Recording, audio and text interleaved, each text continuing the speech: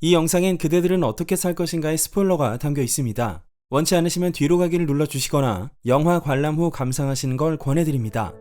본론에 들어가기 앞서 몇 가지 정리해볼게요.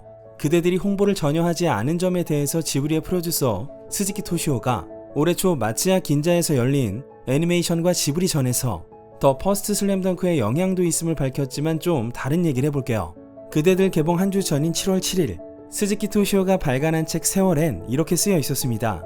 상영관 수와 상영 횟수의 기존 홍보 활동을 하면 웬만한 흥행 성적이 보이는 그런 흐름으로 가고 싶지 않았다. 우리 영화가 재밌으면 대박이 날 거고 재미가 없으면 관객은 오지 않기에 의지할 건 관객의 입소문 뿐이다. 그 입소문과 영화의 재미에 뭔가를 걸어보고 싶었다. 또 다른 인터뷰에선 사전에 정보가 너무 많아 오히려 사람들의 관심이 줄어드는 것 같았다. 정보 과다의 시대에 정보가 없는 게 엔터테인먼트가 되는 건 아닐까. 규격화된 홍보를 매번 하는 것도 싫다.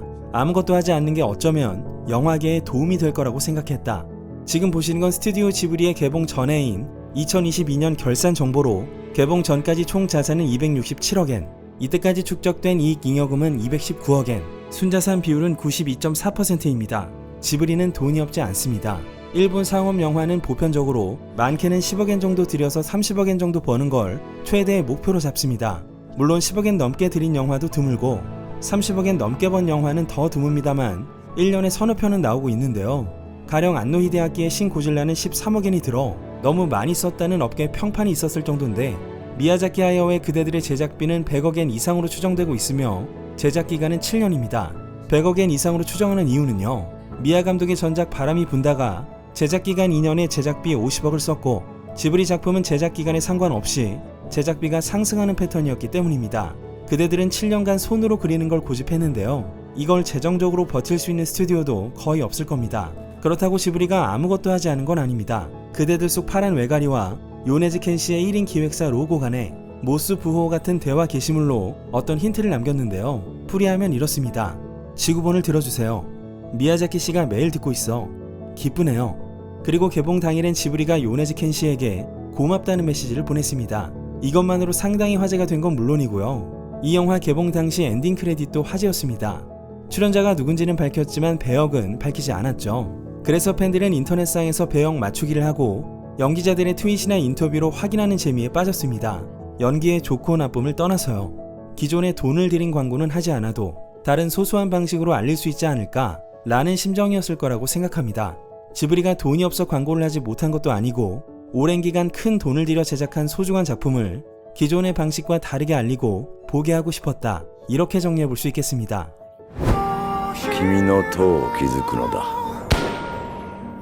아시다시피 이 작품은 난해하다는 평가를 받았고 관객들의 엇갈린 감상이 쏟아져 나왔죠. 한 리서치 기업이 측정한 통계치론 긍정이 86%, 부정이 14%라는 결과가 나왔습니다. 10월 중순 기준 그대들의 흥행 수입은 84억 3,700만엔, 관객 수는 566만 명입니다. 미야자키 하야오 감독은 모노노케 히메부터 5작품 연속으로 흥행 수입 100억엔을 넘겨왔는데요. 이 목표치엔 아직 도달하지 못했습니다. 참고로 더 퍼스트 슬램덩크는 157억엔을 찍고 상영이 종료되었고요. 지금부터는 작품 분석 본론입니다. 이 작품은 미야 감독의 기존 작품과는 달리 추상적 세계관을 갖고 있고 관객의 개인적 감상에 의존하는 부분도 있기에 그 어느 것도 정답은 없으며 저와 여러분의 생각이 다를 수도 있습니다.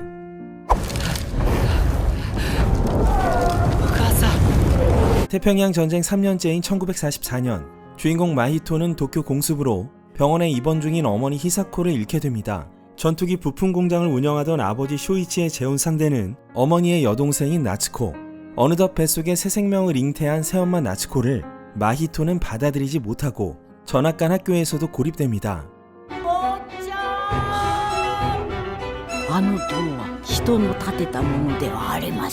저택 마당 숲에는 폐쇄된 탑이 들어서 있었는데 이걸 마히토의 어머니 히사코의 큰할아버지가 지었다는 이야기를 듣게 되죠. 그리고 어느 날 괴상한 파란색 외가리가 마히토 앞에 나타나 엄마가 너의 도움을 기다리고 있고 아직 죽지 않았다 라는 말을 하질 않나 나츠코마저 숲속으로 사라져 버리니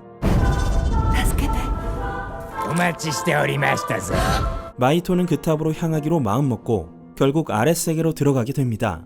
여기서부터 미야자키 세계관의 집대성이자 불가사의한 순례의 여정, 일장춘몽이자 백일몽, 천노 역전 같은 순간들이 펼쳐집니다. 연이어 출연하는 수수께끼에 124분이 순식간에 지나가죠. 초등학생 때 교과서에 실려있던 요시노 겐자부로의 원작 소설 그대들은 어떻게 살 것인가의 시작 부분에 강한 인상을 받았던 미야 감독은 지브리의 젊은 스탭들에게 이 책 읽기를 권했고 지브리의 많은 사람들은 깊은 감명을 받았다고 합니다. 제작 초기이던 무렵 작품 제목을 정하는 회의 때 한 스탭이 책과 동일한 제목을 제안했고 미야 감독은 이때 이미 영화 초반과 마지막에 이 책이 등장하게 하기로 결심했다죠.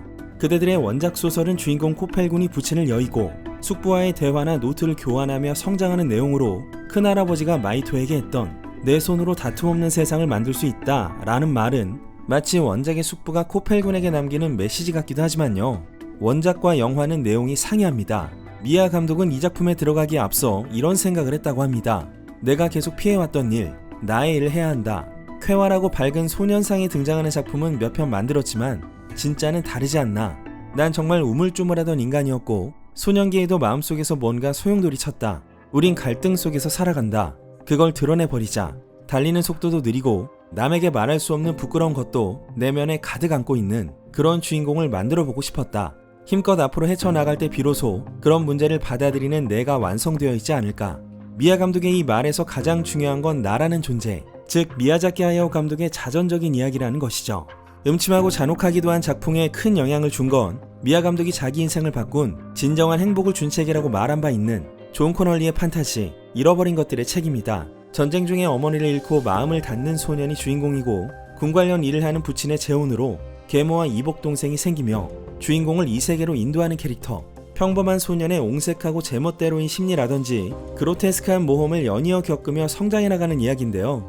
미야 감독이 이 책을 두고 자극은 받았으나 원작까지는 아니라고 말했지만 오히려 그대들 원작보다 이쪽이 더 원안에 가까울 정도로 닮아 있습니다.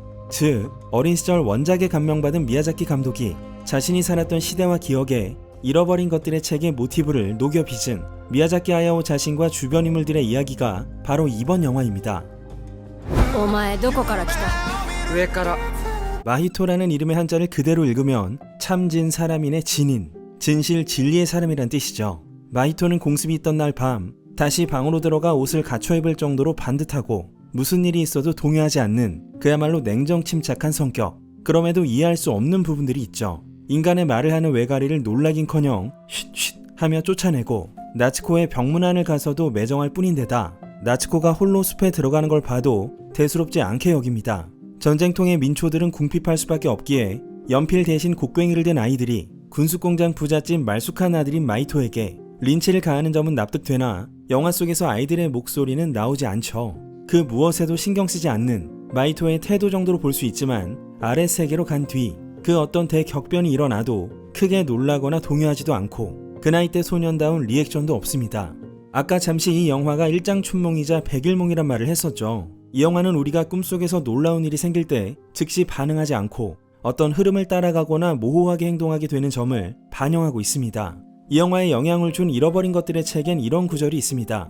데이비드는 백일몽을 꾸게 되었습니다. 그렇게밖에 설명할 수 없습니다. 마치 밤늦게 책을 읽거나 라디오를 듣다 잠이 들어 꿈을 꾸기 시작했는데 내가 잠든 것도 몰라서 세상이 수상해 보이는 느낌입니다. 키리코의 배를 타고 본 유유히 떠있는 배의 무리들부터 승천하는 와라와라들, 말하는 펠리컨과 인꼬 무리 등 꿈과 환상 같은 수상한 광경에 의미 부여를 할 필요 없이 그냥 저기 있다 정도로 치부할 뿐이고 이 영화는 사건 전환의 복선도 이음새도 없으며 마이토도 종종 꿈을 꾸듯이 동요하지 않습니다.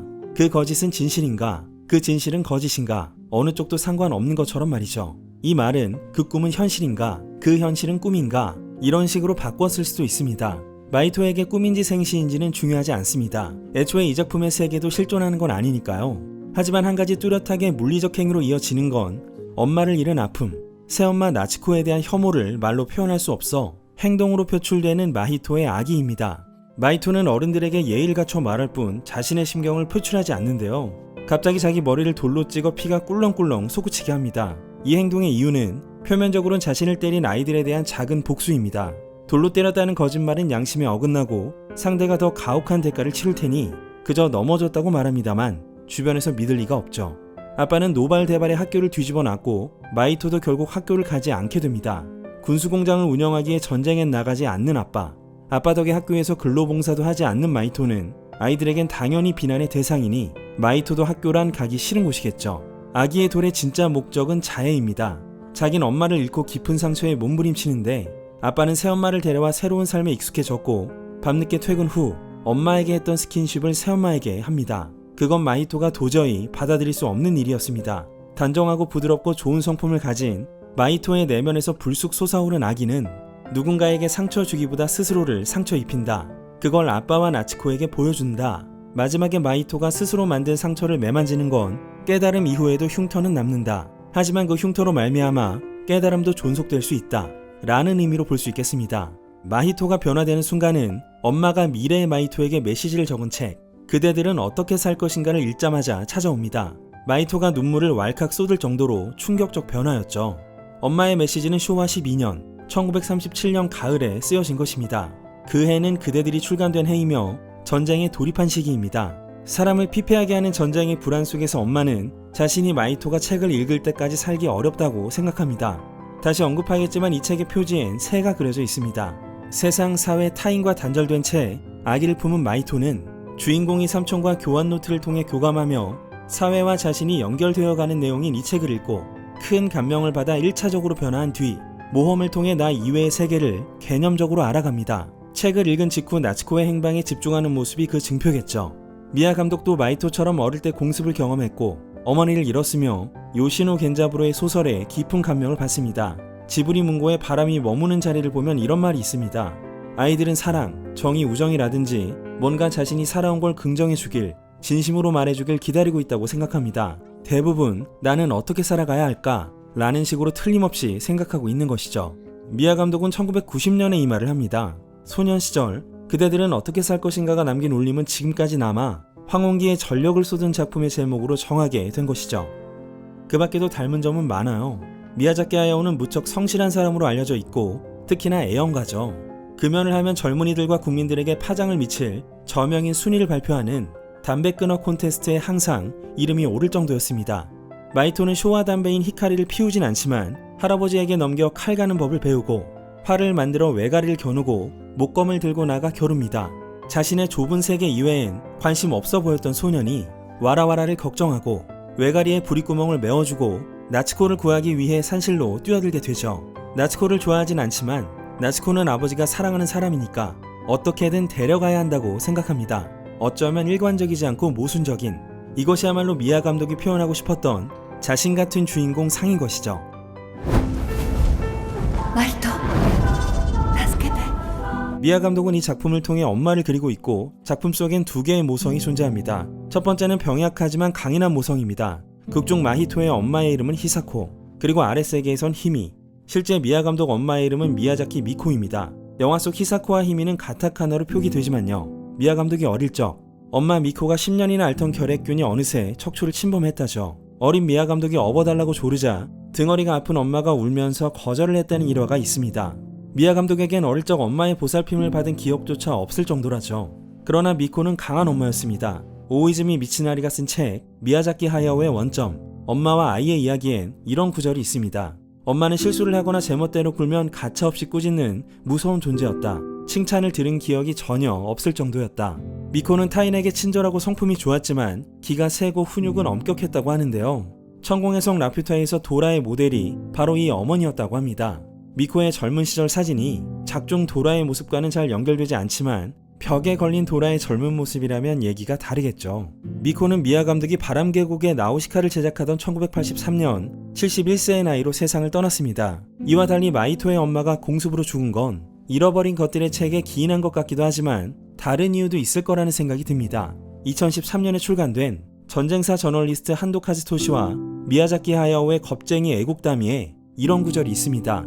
취직할 때 호적 등본을 떼보니 엄마의 실제 나이가 있다는 걸 처음 알았습니다. 그리고 아버지의 숨겨진 반생이 밝혀졌어요. 아빠에겐 엄마와 결혼 전에 첫 부인이 있었습니다. 심지어 학생 때 결혼했었고 죽자사자 연애하고 결혼한 지 1년도 안 돼서 그분이 결핵으로 돌아가셨습니다. 엄청난 연애 끝에 결혼했는데 괜찮을까 싶어 주변에서 애를 많이 태웠대요. 그런데 또 1년도 안 돼서 우리 엄마와 연애 결혼을 하자 그 주변 사람들이 다 달아났대요. 우리 아빠는 그런 남자입니다. 아빠도 결핵을 앓고 있었는데 자기 결핵이 전염되었다고 말씀하셨어요. 첫 부인은 히사코의 처지와 비슷하고 아빠와 나츠코의 행복하지만 어딘가 모르게 어리석어 보이는 신혼생활을 바라보는 마이토의 심정엔 미야 감독의 아빠를 향한 생각이 반영되어 있는 것이죠. 두 번째는 불꽃처럼 목숨을 거는 모성입니다. 히미는 1년간 행방불명이 된 어린 시절의 히사코입니다. 히미는 마이토에게 버터와 잼을 잔뜩 바른 토스트를 주는데요. 이 장면은 미야 감독이 어린 시절 건강하고 쾌활한 엄마와 식사하는 소망을 보여줍니다. 히미가 발라주는 잼 병엔 투모로우라고 쓰여 있습니다. 내일의 잼은 이상한 나라의 앨리스의 후속작인 거울나라의 앨리스에 등장합니다. 여기서 거울나라의 여왕은 앨리스에게 내일의 잼과 어제의 잼은 있지만 오늘의 잼은 없다 라는 말을 남기는데요. 내일의 잼은 오늘 절대 구할 수도 먹을 수도 없는 아주 소중한 잼이라는 의미. 엄마를 잃은 마이토에게 히미는 빵을 구워 그 귀한 내일의 잼을 뚝뚝 흐를 정도로 듬뿍 발라 먹입니다.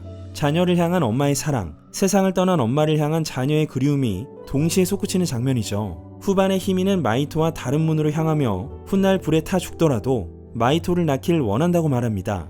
마이토도 나츠코도 지키고 싶어 했던 애정이 넘치는 히미. 불꽃 속에서 죽음을 불사한 그녀의 강인함이 아랫세계에선 불꽃을 수족 부리듯 다루는 것으로 표현되는 것도 미야 감독의 건강한 엄마를 향한 소망입니다. 그렇다면 나츠코가 탑에 간 이유는 뭘까요? 나츠코는 사랑하는 언니가 죽고 머지않아 형부와 결혼하고 임신을 했습니다. 언니를 너무나도 사랑했기에 언니가 사랑한 쇼이치를 받아들여 아이를 갖고 언니의 아이도 사랑했습니다. 극심한 입덧으로 괴로운 상태에 놓인 나츠코는 관계가 소원한 마이토의 상처를 자기 탓이라며 책망합니다. 이건 언니가 스스로 불타 죽는 것까지 각오하고 남긴 아이를 지키지 못했기 때문입니다. 그렇게 마이토의 악의와 본심은 비수가 되어 고스란히 나츠코에게 직격. 마이토는 겉으로만 불평하지 않을 뿐이지 키리코 할머니도 그걸 알아채고 나츠코를 찾으러 탑으로 들어가는 마이토에게 넌 나츠코 아가씨가 없는 편이 좋다고 생각하지 않느냐 라고 말합니다. 그 말인즉슨 마이토의 소망은 나츠코가 사라지는 것. 나츠코는 언니가 남긴 가장 소중한 존재로부터 자신과 함께할 새로운 삶에 저항하며 스스로 상처 주고 피 흘리는 악의에 찬 부정을 당한 후 그 소망에 부응하듯 이 세상에서 사라지기로 마음먹은 것입니다. 물론 마이토에게 그렇게까지 하려던 의도는 없을 겁니다.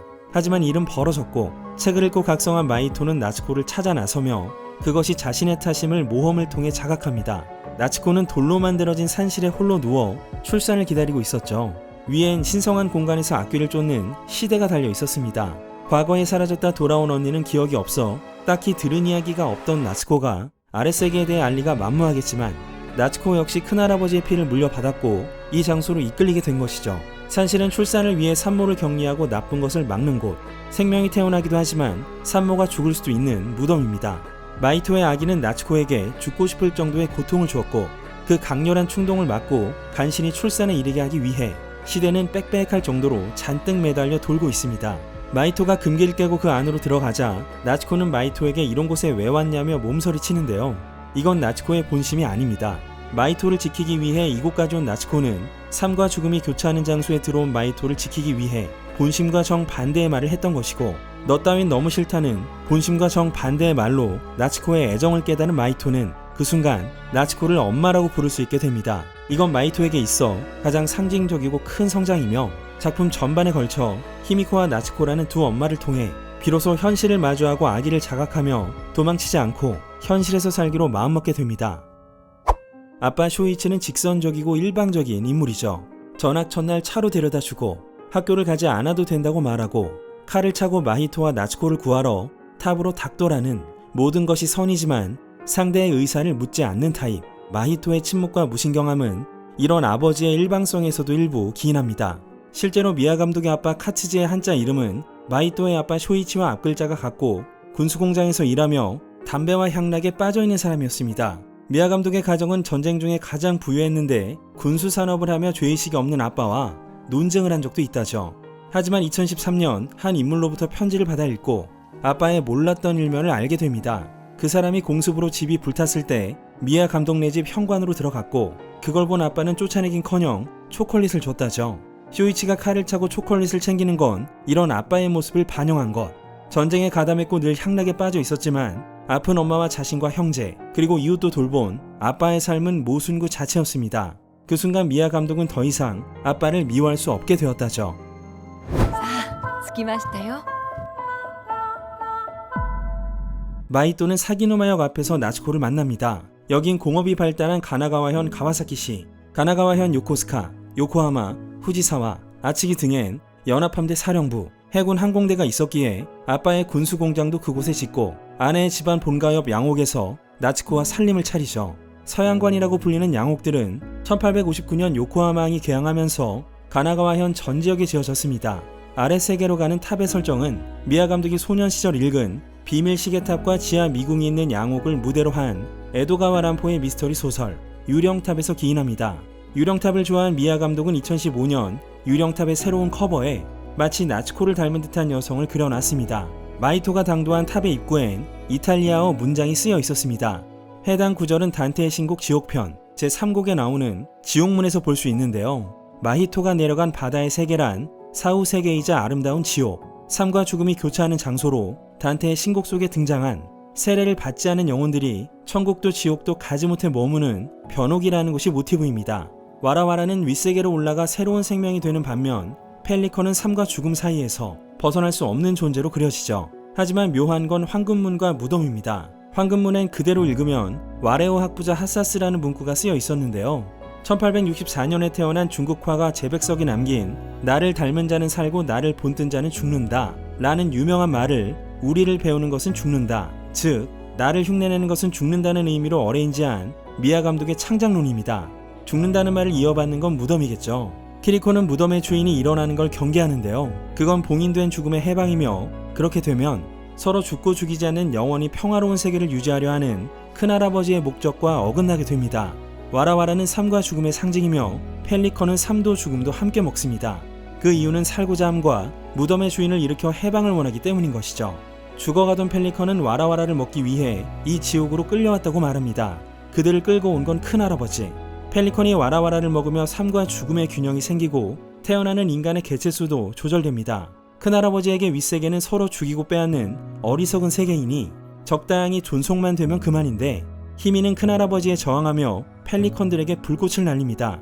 이 세계에서 키리코는 어부로 살며 와라와라를 키우고 살생을 할 수 없는 망자들을 먹일 물고기를 잡아다 줍니다. 키리코는 불붙은 막대기를 휘둘러 펠리컨을 쫓는데요. 이건 히미로부터 얻게 된 기술로 할머니 키리코가 비슷한 막대기를 들고 있는 모습도 확인할 수 있습니다.